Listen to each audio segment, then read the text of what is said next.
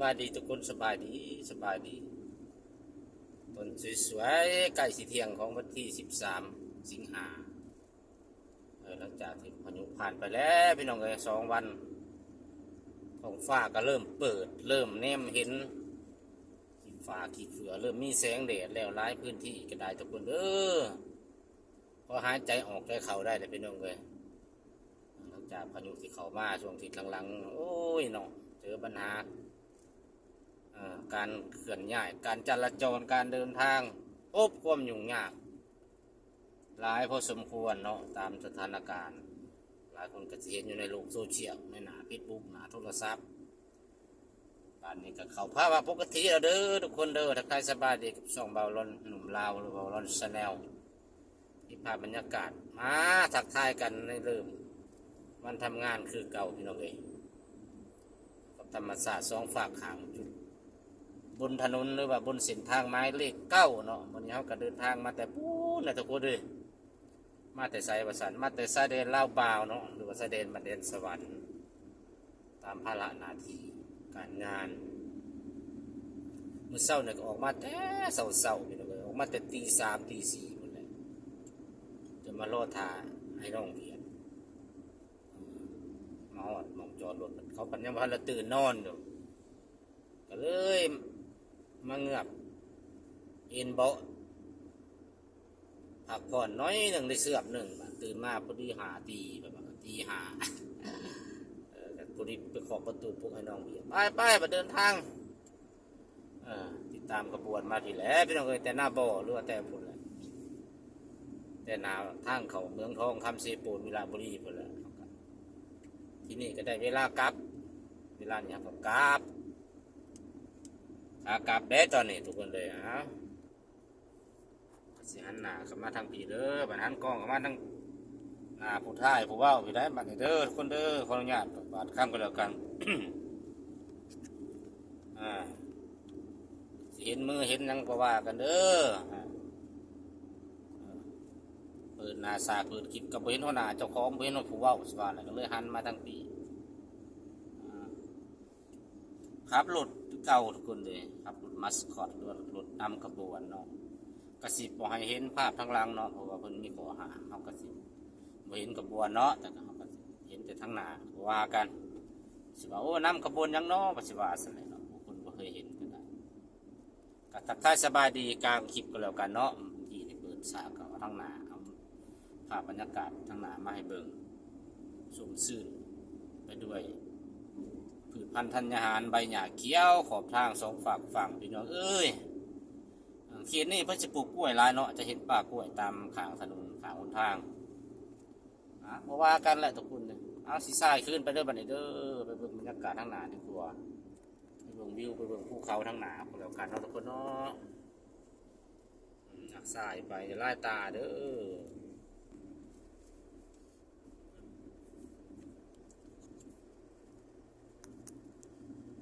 เบิ่งกันไป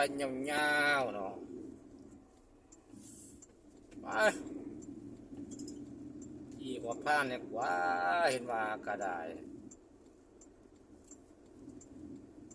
ตัวไส้ก็จะได้ขี่ออกมานอกเลนสิบ่ย่านบ่มีขึ้นแต่บ่ความเสี่ยงมันมีเด้อไอ้หนูเอ้ยความเสี่ยงมันมีก็จะขี่ขอบทางหลายกว่า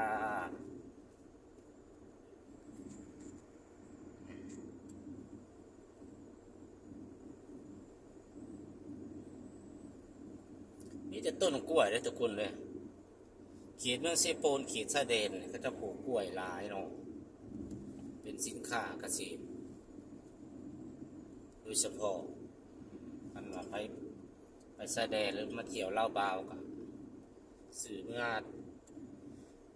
ผาครอบครัวผาญาติพี่น้องได้เขาจะขายเป็นเครือเนาะเป็นกิโลกว่านี้ได้นี่แหละหลายอีหลีกล้วยทุกคนเลย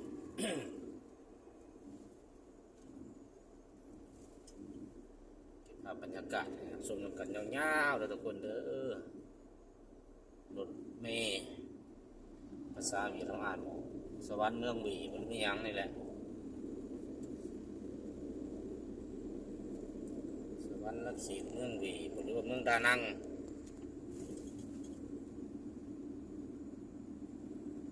จุดคือเขามองโค้งขักเลยแล้วพออ้าว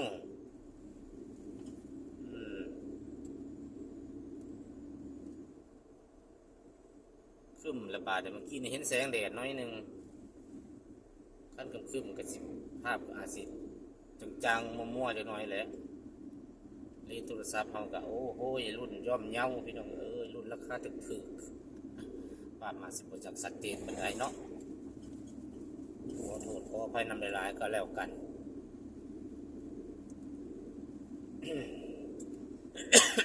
ว้ายขออนุญาตปัดคำดื่มน้ำกันหน่อยก่อนคอแห้ง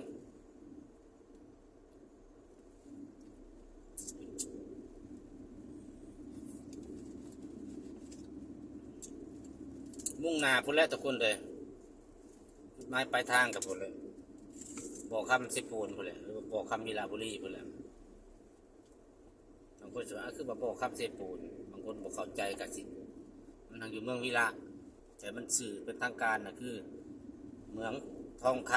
ำเมืองทองแดงคำเซปูนเป็นสื่อหลักๆตะกี้เนาะแต่ว่าจุด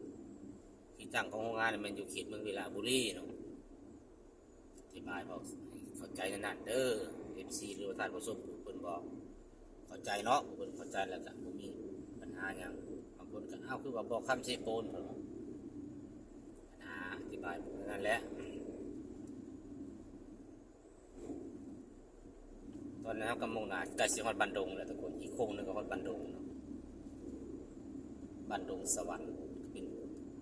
จุดซุ่มหรือว่าจุดซุ่มชนขีดนี้ก็หนาแน่นพอสมควรเนาะเป็นชุมชนใหญ่พอสมควรแล้วบันดงสวรรค์จะมีปั๊มน้ำมัน AP ปิโตรเลียมเวียดนามหรือปิโตรเลียมลาวลงเกียร์หากับสุดสวมสันน้ำมันเสือไพเอเชีย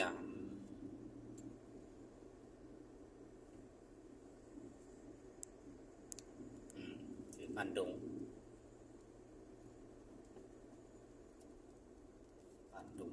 สวรรค์บันดงสวรรค์ก็จะมีผลิตภัณฑ์นักรบมูลเสือนักรบลาวเวียดนามอย่างนี้กันไปมากกันจะลืมแหวเด้อกันมุ่งหน้ามันจะเซปูนมาอยู่หัวมือเนาะกันมันจะแสดงอยู่ซ้ายมือเนาะจะมีก็นะเป็นอนุสาวรีย์อย่างสักอย่างนี่แหละเขาเขียนว่าจังไรเบิ่ง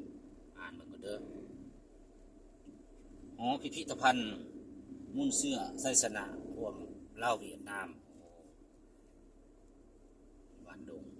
จุดเลนด์มาร์คเขาไปซิลพีเขาไปเก็บภาพถ่ายยังได้ว้ายคือแคบเลยพี่น้องคือแคบแท้เนาะจอดรถแล้วก็แคบรถได้ถนนมันน้อยขยายออกมาได้แล้วค่ะค่ายังเลย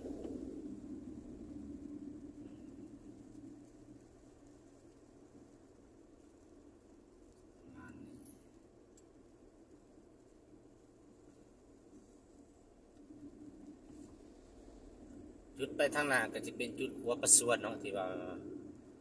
จุดหัวที่ว่ามันเพอันทุกคนที่ว่าหัวมีการสำรวจเนาะสาเหตุก็บรรทุกแรงผ่านหลายสาเหตุหนึ่งก็อายุการใช้งานของเขามันหลายปีอยู่แล้วทุกคนเลยมีการสำรวจมีการเสียหายมันก็เลยมีการปิดกั้นบ่ให้ไต่แล้วหัวตัวนี้เนาะจุดบ้านประสวนจุดหัวหวยประสวนเลยบรรทุกมาหน่อยหนึ่งนี้ทางแบ่งไปจุดสุมสโกนี่แหละทุกคนก็คือสิเห็นในโลกโซเชียลเนาะจุดหัวประสวนเพื่อนก็ได้ใส่ป้ายขับแน่แล้วก็เพื่อนได้เห็นถนนสัวข้าวหัวมือจำจัดความไว้จำกัดความไว้หัวจมอยู่นี่เนาะแล้วก็หยุดข้างๆกันเรื่องกันเนี่ยก็สิเป็นกำลังเห็ดที่เสาตอหม้อ เพิ่นสิเฮ็ดอันนั้นหัวเล็กเนาะบ่ได้เที่ยวสงสารเพิ่นสิเฮ็ดหัวเล็กแทนตัวเก่าใส่เวลาบ่แม่นน้อยนะเอาเอาโอ้ยเนาะเริ่มเป็นคุ้มเป็นบ่อเลยพอมาเกี่ยวพอมาโดมอีกแล้วโอเคมาฮอนนี่เฮาก็เลยแล้วสำหรับจุดข้ามทางเลี่ยงหมองหัวห้วยประชวนมาฮอนนี่ก็เอารถ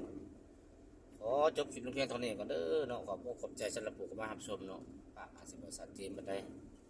ถ่ายชุดขอกล่าวคำว่าสบายดี